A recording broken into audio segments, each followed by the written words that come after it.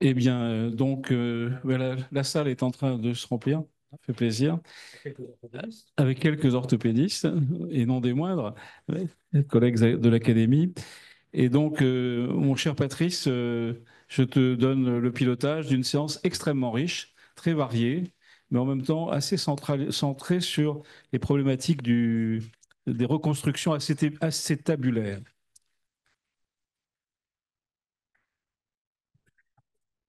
Mes chers collègues, Monsieur le Président, Monsieur le Secrétaire perpétuel, permettez-moi de remercier l'Académie de chirurgie de donner encore une fois une place importante à la chirurgie orthopédique pour animer une session que j'ai choisi de centrer sur le thème des reprises de prothèses de hanche. D'abord parce que c'est un sujet qui m'est cher, sur lequel on a longtemps travaillé, n'est-ce pas, Jean-Pierre, il y a longtemps dans un symposium.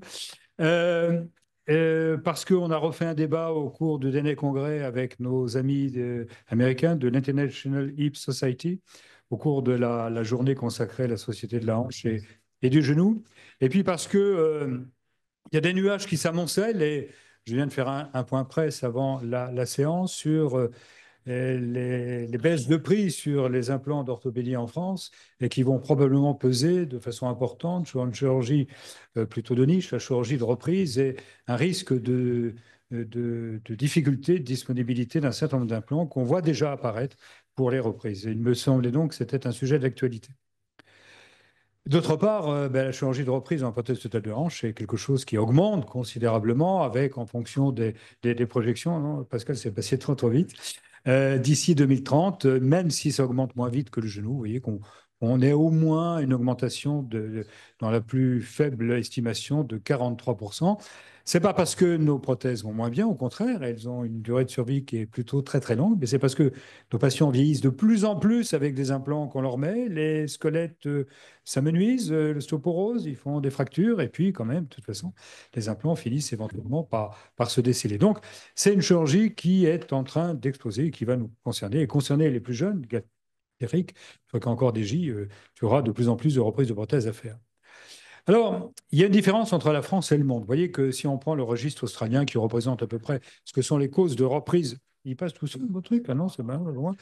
Entre qui représente à peu près ce qui se passe dans le monde, vous voyez que la première cause de reprise, c'est vraiment le décèlement avec une ostéolyse qui pose d'importants problèmes de reconstruction. Et puis la deuxième cause, hein, plus d'un quart des causes de reprise, c'est la luxation. Et la luxation, on verra qu'en France, elle est plus vraie. L'infection, qui reste un sujet majeur dans la chirurgie prothétique, que ce soit la hanche et du genou, vous voyez quand même près de 17%, c'est quand même important. Et puis les fractures périprothétiques, et ça, on a vraiment l'impression, surtout dans le service universitaire, que ces fractures périprothétiques augmentent de façon considérable parce que la population vieillit et qu'un squelette de plus en plus fragile. Alors en France, c'est très différent, et sous la présidence, d'ailleurs, sous la responsabilité de Christian Delaunay en 2012, un symposium avait fait, mais les chiffres restent quand même valables, avait fait le point sur les causes de reprise. Vous voyez qu'en France, première cause, largement, 42%, c'était décèlement. Et je pense que les fractures ont augmenté, mais que la luxation n'intervenait qu'en cinquième position, 10% des cas, parce qu'en France, on utilise largement, pour les sujets à risque ou les sujets les plus âgés, des cupules de mobilité, qui sont une invention française. On en parlera un peu tout à l'heure, mais qui évitent la luxation. Et tout à l'heure, je l'ai dit, c'est sur ces cupules de mobilité que porte le risque de baisse la plus drastique de prix des implants, et donc risque d'utilisation, bien sûr, de ces implants de mobilité, alors que ça nous protège de reprise, et c'est la reprise qui coûte le plus cher. Alors, dans la stratégie de reprise d'une prothèse totale de hanche, il y a une part qu'on ne peut pas aborder ici, c'est l'ablation des implants. Il faut tout faire pour ne pas créer d'autres dégâts osseux. Alors, c'est facile quand les implants sont décellés, c'est moins facile lorsqu'on les reprend pour infection ou qu'on les reprend éventuellement pour des fractures. Donc, nous n'aborderons que le problème de la reconstruction, même si l'ablation est importante et surtout pour la formation de nos plus jeunes. On n'aura pas le temps d'aborder non plus l'infection, qui reste quelque chose de majeur, qui doit être traité dans le cadre des cryoacs en France. Et on abordera juste un petit mot des fractures périprothétiques dont j'ai dit qu'elles étaient d'augmentation. On a fait faire un travail que je voulais vous présenter dans le service sur des fractures périprothétiques auxquelles on ne s'intéresse jamais, qui sont les fractures après prothèses intermédiaires, les prothèses mises pour fracture du col, qui sont une population encore plus à risque, bien sûr, de fracture. Alors, dans la reprise des prothèses totales de hanche, quand on va devoir reprendre une hanche, on n'est pas toujours obligé de changer l'implant fémoral si on fait une reprise acétabulaire.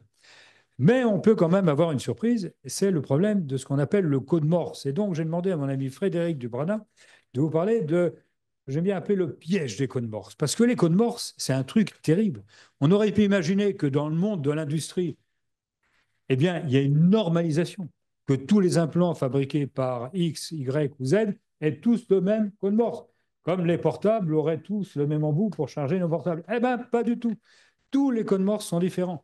Et puis, on ne peut pas toujours prédire l'usure d'une code Morse, l'état du code Morse, c'est qu'on va le retrouver. Et on peut se retrouver devant certaines situations apocalyptiques. Ça m'est arrivé.